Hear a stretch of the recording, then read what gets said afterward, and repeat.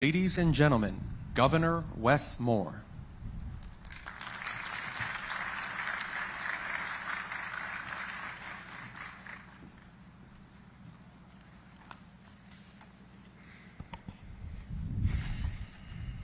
I want to thank everyone for being here.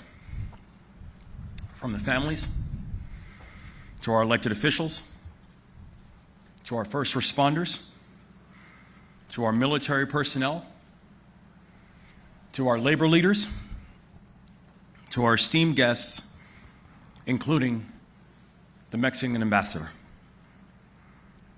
Y Padre Dios, gracias por hoy y por esta mañana. Juntos estamos en conmemoración. This morning, we gather back to where we started, in the same place, at the same time. And even though the scene looks different, our memories are engraved. We remember the cold morning in March that changed our state forever. And we remember the tears that we shed and the uncertainty that we all felt.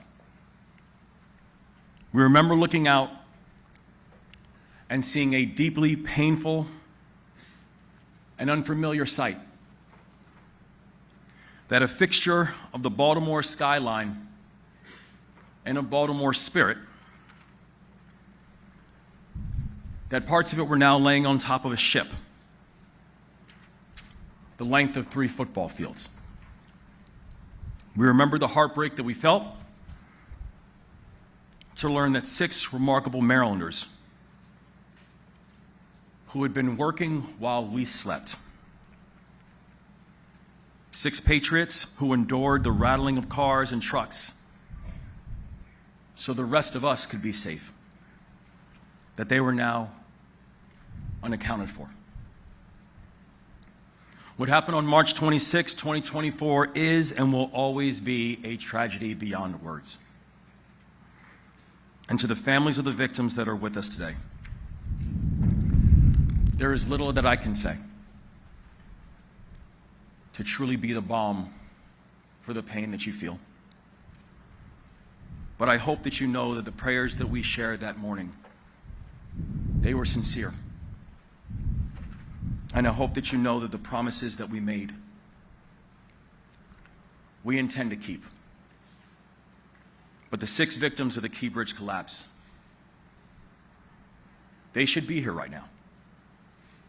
Menor Yasir Suazo Sandoval should be here.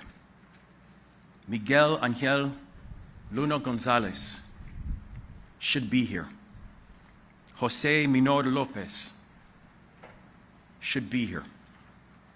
Alejandro Hernandez Fuentes should be here. Dorleon Ronial Castillo Cabrera should be here. Carlos Daniel Hernandez should be here. We continue to pray for them and their loved ones. No pasa un día sin que estemos pensando en todos ustedes. Los vemos, estamos con todos ustedes y cuentan con todo nuestro apoyo, ahora y siempre. But we don't just look back on March 26th and remember the horror, we also remember the heroism. Because in the face of one of the worst tragedies in our state's history, Marylanders did what we always do. Marylanders stepped up. Our first responders, who didn't ask who was on the bridge before they dove into the water. Our firefighters, who didn't demand specifics before they rushed to the scene. Our officers who didn't ask for instructions before they put their bodies in the way of traffic to keep drivers from meeting a fatal journey in the black of night. Our service members our Coast Guard, our Army Corps of Engineers, Navy Soup Solve, who didn't ask who was in trouble before they kissed their loved ones goodbye and traveled to Baltimore to do their duty.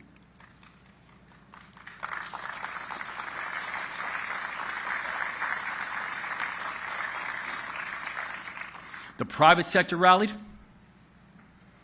The General Assembly rallied. Leaders at local and state and federal levels rallied. Our unified command rallied. We laid out 4 objectives that morning.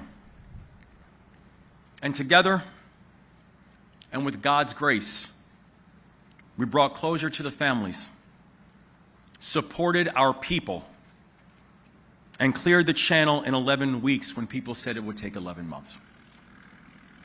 There were no guarantees that we would succeed.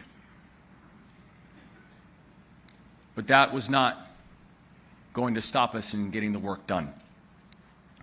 The steel was so mangled that one small misstep could set us back weeks or months. The debris was so sharp and so difficult to navigate that every single rescue operation that took place ran the risk of incurring another casualty. The devastation was so vast that we didn't know whether we could ever reunite the families with the ones that they lost. The economic impacts were so wide-ranging that Marylanders might have not just seen their jobs disappear, but they might have seen their jobs never return. And one of the most important ports in this entire country had the risk of losing partners permanently. But we did not let the what-ifs stop us from doing our work and from staying the course. We led with humanity. We set big goals, and we put together a plan to achieve them. And we stayed united, always, and led from the front. I believe that is what it means to be Maryland tough and Baltimore strong.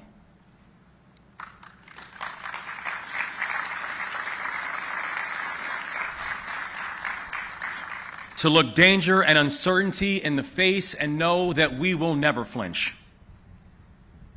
To answer a moment of crisis with genuine courage, to help each other when one of us gets knocked down. It's who we are. It's who we'll always be. And I know that soon, after accomplishing the first 3 objectives, we will accomplish the 4th, which is Marylanders of this generation and the next will look up and once again see the Francis Scott Key Bridge standing tall, and you have my word on that.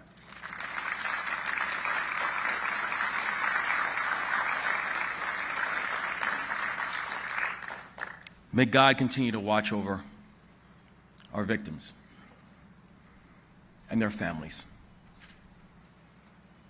and our team and this great state. God bless you all.